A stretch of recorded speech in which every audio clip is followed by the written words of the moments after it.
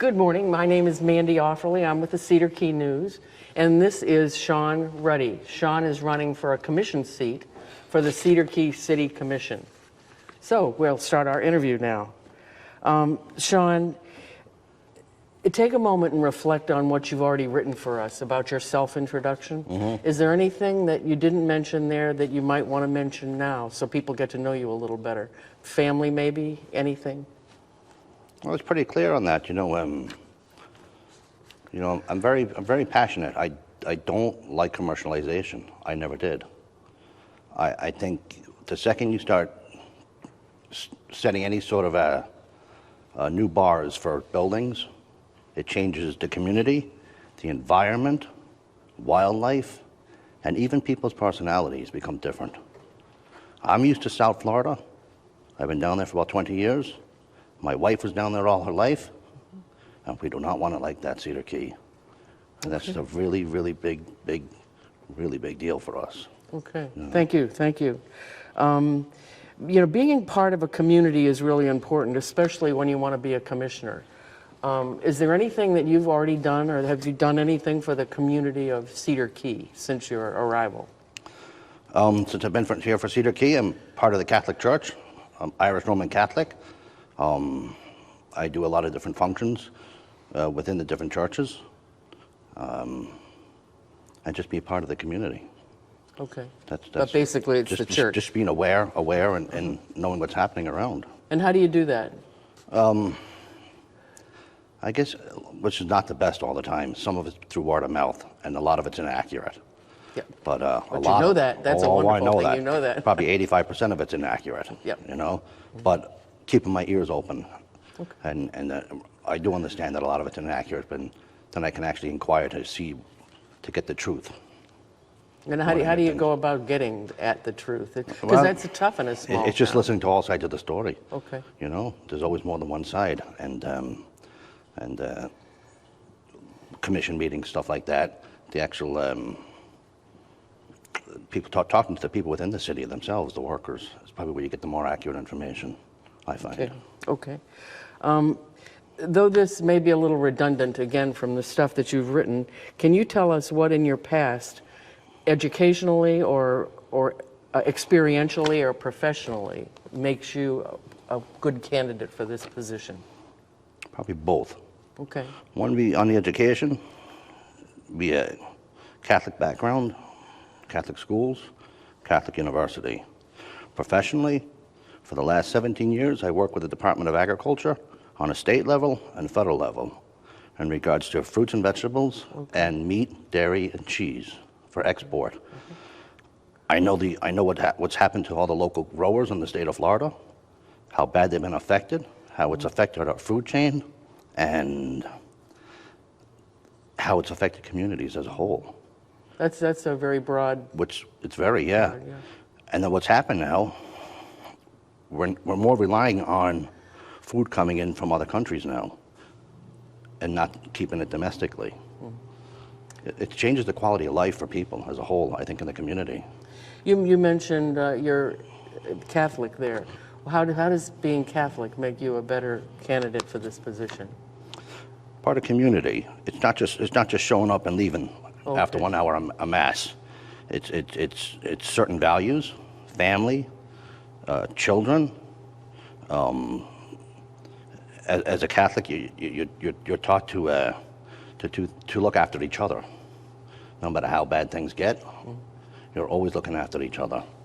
Okay. And it was just taught into us since we're very, very young. And that's just the way it's always been. Okay. Can you, a little bit of a flip here, can you talk to us about the Sunshine Law? What are the advantages, the disadvantages? The Sunshine Law? Mm-hmm. Well, I'll have to investigate more about that. Okay. Okay, yeah. Okay. How many city commission meetings have you been to since since you've been here? I'd say probably about 5. Okay. Do you think that puts you in good stead to run as a city commissioner? It certainly does, because it's about it. To become a commissioner, it's not about how many meetings you go to. It's not about quantity. It's about the quality of the person. I hold values very deep from a very young age about protecting community and family life, as well as environment. You just don't get that by going to a lot of meetings. You're not taught that. It's either in you or not in you. And that's how I feel about that. Okay. Then this is a little redundant too, but why is it that you're running for this position now? Yeah, very good. So this position on all my to-do lists was on the bottom. It was not even anywhere near the top. But when I saw certain things that was happening about 5 weeks ago that reset the bar for possible future building in this community, that's when I took that from the bottom and sent it straight up to the list as number one. That was my most important goal. I saw how quickly a community can change within 5 to 10 years with new buildings not, and the laws in place not being followed, and the bar getting reset and reset. And before you know it, you'll have 4- and 5-story buildings here in the community. And once that happens, it's a chain reaction. Wildlife, way of life, community, even infrastructure all gets taken down. Mm-hmm. There's only so much land here in Cedar Key. You can't fill it up. Now, they did that down in Key West back in the 60s. Oh, yes. They filled the waterways down there, and I believe it was the United States Navy stopped that, from what I was told. Okay, I don't know. Uh-huh. Yeah, but that was back in the 60s. My wife grew up down there, and we had people that was in the Coast Guard showing us all the different places that was stopped. Now, if you do that in Cedar Key, you're going to fill up the waterways here to increase your land mass. It could be done if enough people voted for it. Mm-hmm. But it'd be a horrible, horrible thing to go down. Really bad. Backwards in life times 10. And that's my thoughts. Okay, thank you, thank you. Forgive me here. You answered this. I was going to ask you, where do you get your information on really big issues? But you mentioned that you talk to people and make sure you keep talking till you get to the rightest answer you can get to. Yeah, that's correct. 80% of the stuff out there is gossip, and it's not very accurate. Yeah. Do you have any idea about the budget of the city, approximate budget of the city, and how money comes in, money leaves? I reviewed the budget. I looked at the budget. Good. I have not studied the budget. Uh-huh. I see when it comes out and it's posted, I take a quick peek at it, but I have not studied it. Do you have a sense of how much comes in and out in the course of the I year? have a sense how to manage budgets. I have a sense of how to manage money. Mm-hmm. Yeah. Okay. I have a very successful company for 17 years, me and my wife owns. We export to every country in the Caribbean. So we definitely know about numbers and P&Ls and how to manage money. Okay. We asked a question about history in the written information, but have you got any sense of what's happened in this town for the last 30 years? Because some big changes have happened in Cedar Key in the last 30 years. Have you any sense of what they are? The different changes that have happened? Yeah. In the last 30-ish. You know, in regards to infrastructure, school? and anything that they're just infrastructure, school. That's or even just recently? No, not just recently. Just over the course of longer than just recently, or just recently, if that's what you can answer, that'd be fine. Well, in regards to the term of history itself, I learned if you forget history, mm-hmm. and you don't keep it very fresh in the head, you'll go backwards. Mm-hmm. And things will go into place and into motion that you can never reverse. It'll be almost impossible. As many people have experienced, the dislike of South Florida the way it is. And this place has pretty much looked the same for almost 100 years, but it can vanish very quickly. Okay. Cedar Key looked just like many places all up and down South Florida that don't exist no more. All because the laws were never followed, maintained, and protected. And new building and commercialization come in. Okay. And speaking of laws, have you read the laws of Cedar Key? Do you have a sense of that document? It's very thick. I pick and It choose. is very thick. I pick and choose as I need to look at something. Okay.